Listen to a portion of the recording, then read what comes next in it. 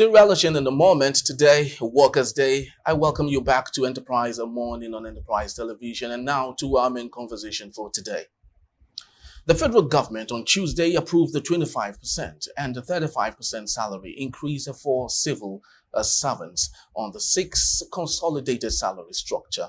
But the latest raise is separated from that being discussed at the ongoing negotiation between the government and labor unions following the removal of subsidy on petrol and the effect of the subsidy removal on Nigerians. A spokesperson for the National Salaries, Income and Wages Commission, Emmanuel Njoku, announced the salary increase in Abuja. Njoku said the federal government had also approved the increases in pension of between 20% and 28% for pensioners on the defined benefits scheme.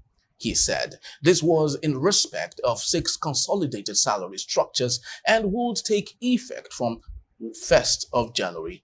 Njoku added that the move was in line with the provision of Section 173(3) of the Nigerian Constitution. He recalled that workers in the tertiary education and health sector had already received their increases. Talks between the government and labor unions, that is the NLC and the TUC, for a substantial increase in the salaries of government workers are still ongoing.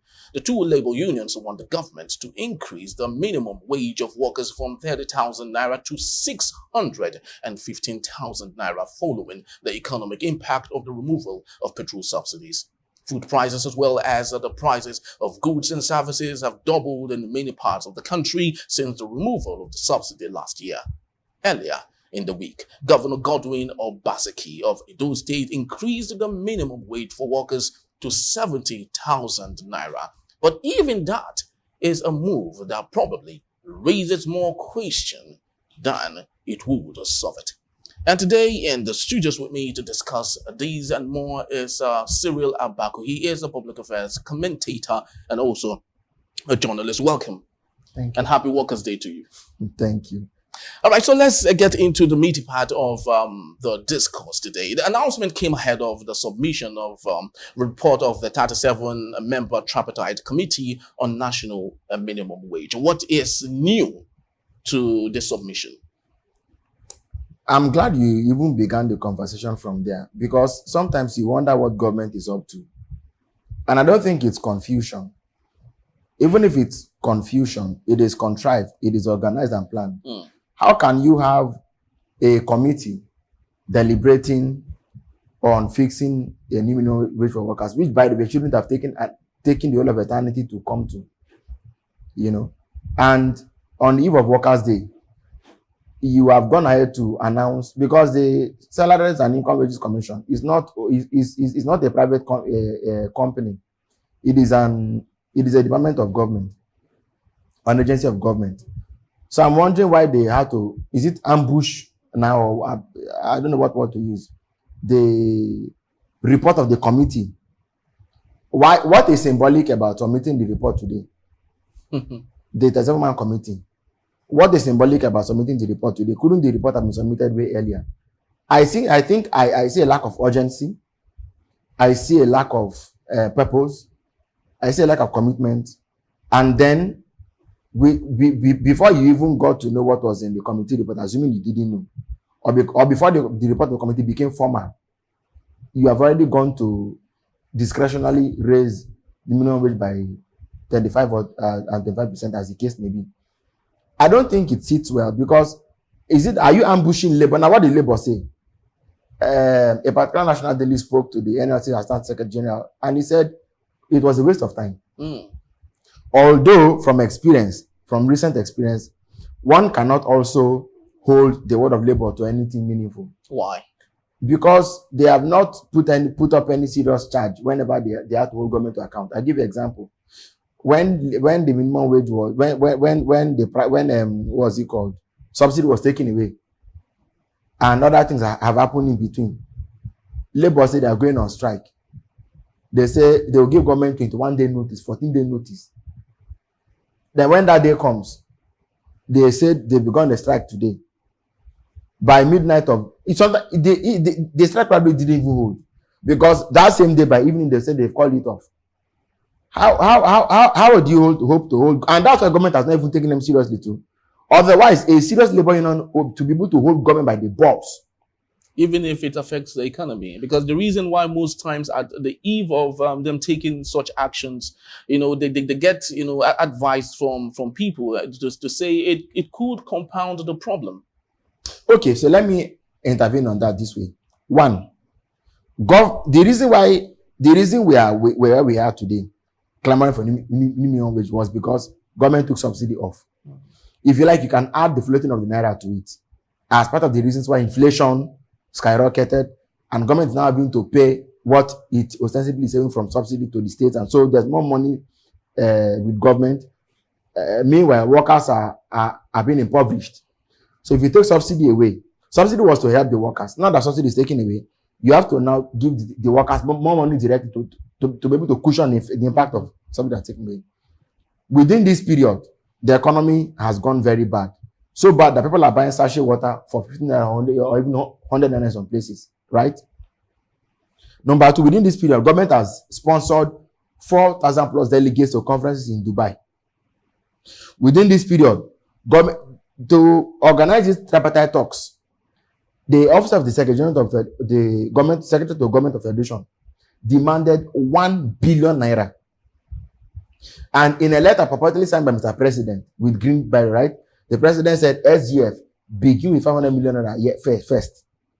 So to hold these talks alone, the office of the Secretary of Government of Federation spent 500 million naira minimum, as far as we know, to hold these talks.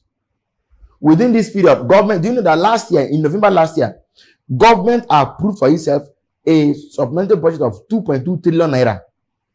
What did they do with the money? The analogy I've always used is this: if you put money in your pocket, it will swell. It is normal.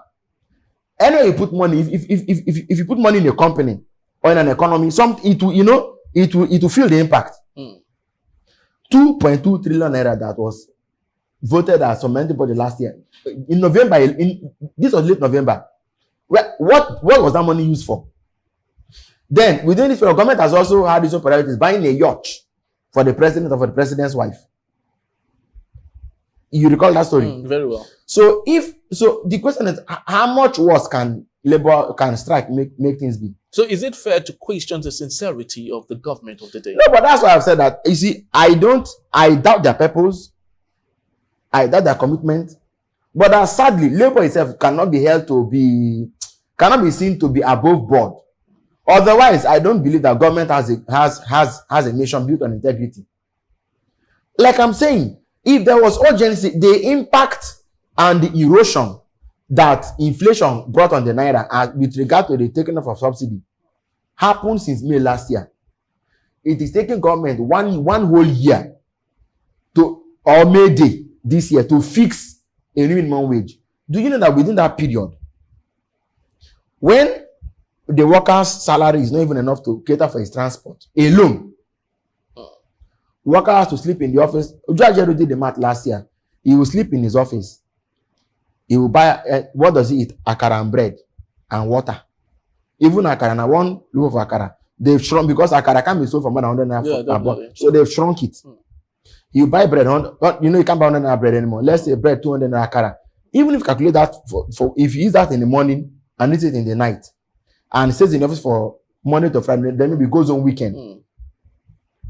His salary is not enough. What do workers? I suspect that what we suspect workers doing is what government is arguably factoring into not increasing the wage. And what is that? That the worker takes his pay both on the table and off under the table. But what kind of government? Which is not productive. What kind of government is it that will actively hedge its bet on the fact that leave these workers?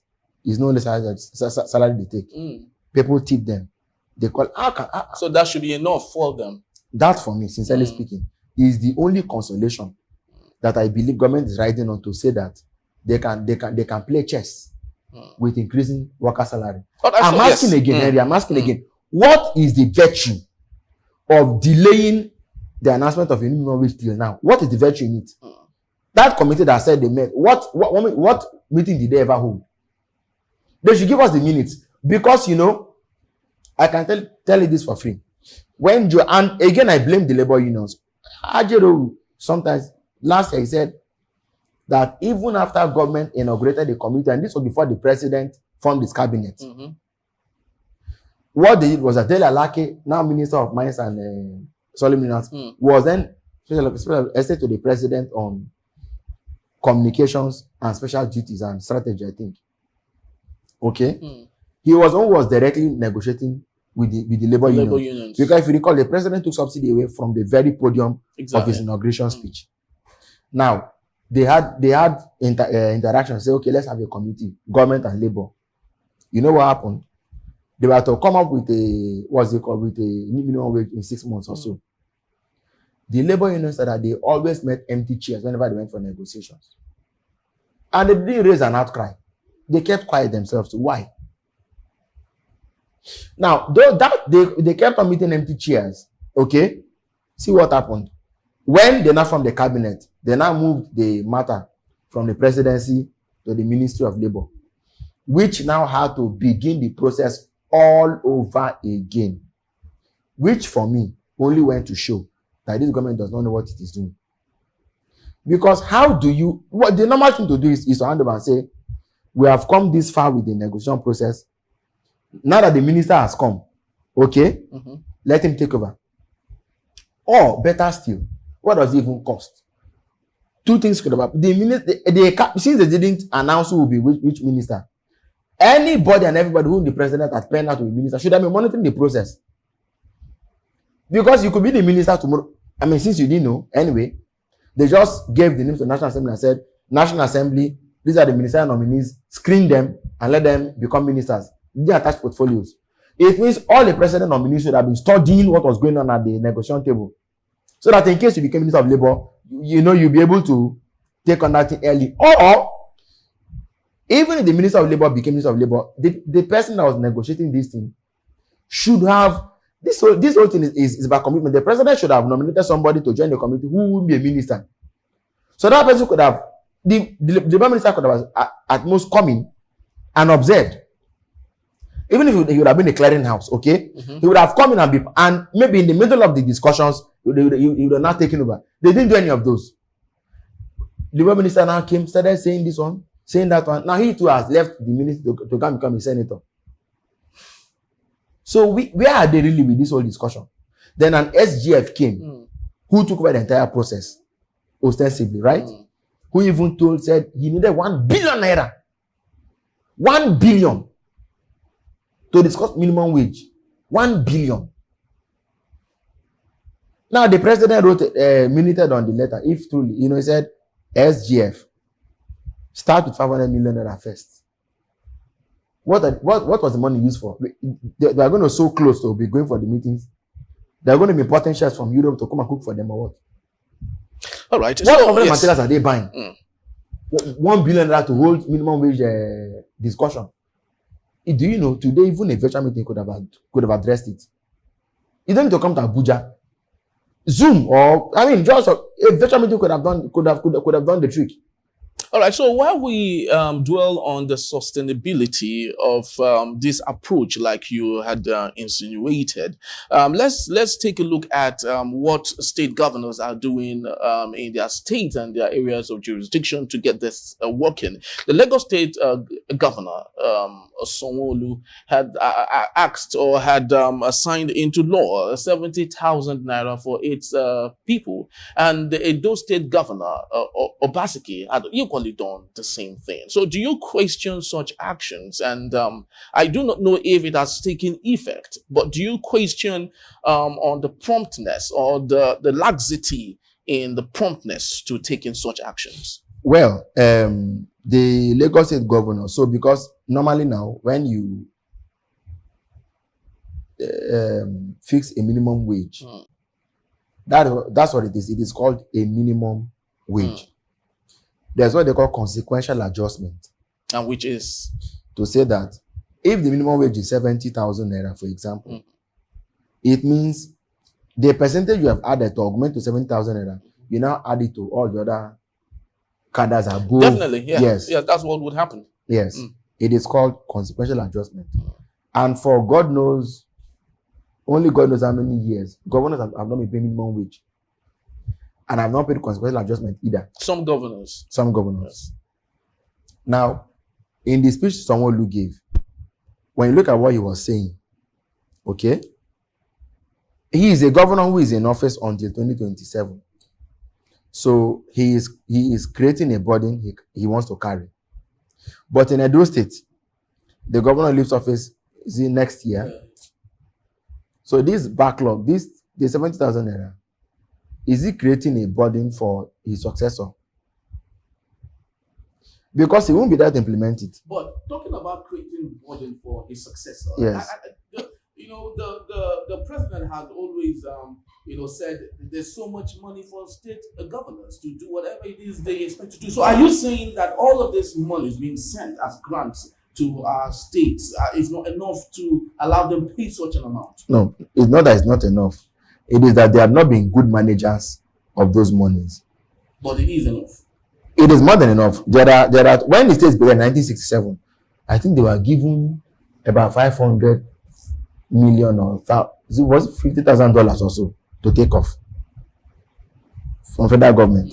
You know, the 12 states that were created in 1967, they were given sufficient grants to take off. Yes. But today now we call it allocation. Yes. You see, two things are about to happen. One, if you pass the minimum wage, you know it is law. It's not the governor's goodwill, it is law. So it must be a law that a bill that goes to the state assembly that will be debated and passed first before it even takes effect. That's another procedure. You saw when in the intro that you read, you saw when Emeka Njoku was saying that this matter is constitutional. Citing section 173, subsection 3 of the Constitution. Okay, that the increase in these wages is as of law. So, or is as by law rather. So that ought to be taken. Number two is the fact that these governors, you will need to really know what they do with money. You know that a lot of times they run the political parties with state funds. A lot of things you see, the lavish lifestyle of governors from. Some governors have up to 400, 500 aides as I speak to you today. Go and check. They have aides in almost all the local government areas, some even up to 1,000 or more. Aides. The governor's aides, yes, governor's aides. So that sort of thing creates problems. Their priorities are not right. And even when they put money out, you wonder what they're doing with those monies, really. So these are the issues that must be dealt with. We must deal with probity, accountability, purpose, direction, priorities.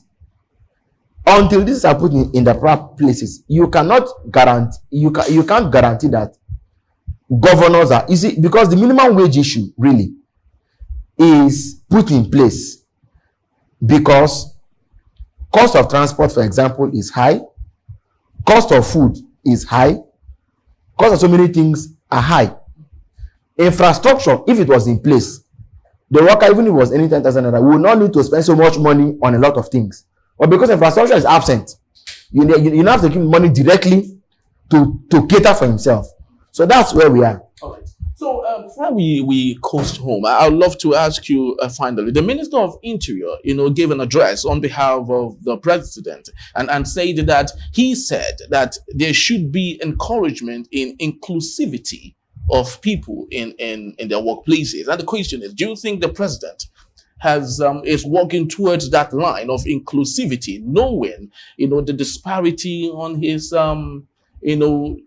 selecting people to administer different parastatals? Well, the issue of inclusion or inclusivity, as you've called it, is not beyond us to do. The mere fact that we are such a group of diverse peoples only goes to tell you that any president with a large heart has enough to draw from. But is that his focus? I mean, you also have to look at a leader's philosophy. We run a country in which some parts of Nigeria are not deemed to be Nigerian enough. Okay? Especially the minority tribes. They are in the south, they are in the north. You may never. That's why sometimes when they make somebody a minister, he will go. Till today, there are Nigerian towns and LGS where they may never produce a minister or any federal appointee. They are there till today. So the little they have, you see them, they make it look like it's one big thing. But Katsina State alone, or even Katsina State alone, for example, or Niger and Katsina alone, for example, have produced more than 1, 2, 3 heads of state. But there are some Nigerian systems that may never. So we must have it, and it shouldn't just be the president's goodwill. It should be a philosophy of state. I believe it was the reason why Murtala Muhammad introduced what was called federal character in 1978, so that you're able to draw from as many parts of Nigeria as possible. But whether any leader really wants to do it or not is entirely up to him. Very, very true. Well, just like we often say, we still want to mark today as Workers' Day, as Nigerian workers. It's still upon us to celebrate today, but the truth remains. How happy are Nigerian workers in celebrating it today? That is a rhetorical question. I would love those in authority to answer and ensure that Nigerian workers at least see reasons to be happy as Nigerian workers. We'd love to say thank you to Cyril Abaku for being part of our show today. My pleasure. Thank you for your insight and all that you've fed us with today. And for you, you've taken our time off your very busy schedule to watch us. We'd love to say thank you so very much. Well, please do well to visit our website at www.enterprisetv.com. Like, comment, and follow us on all our social media platforms at Enterprise TV7. I am Henry Igwebike. Happy Workers' Day, and bye-bye from us.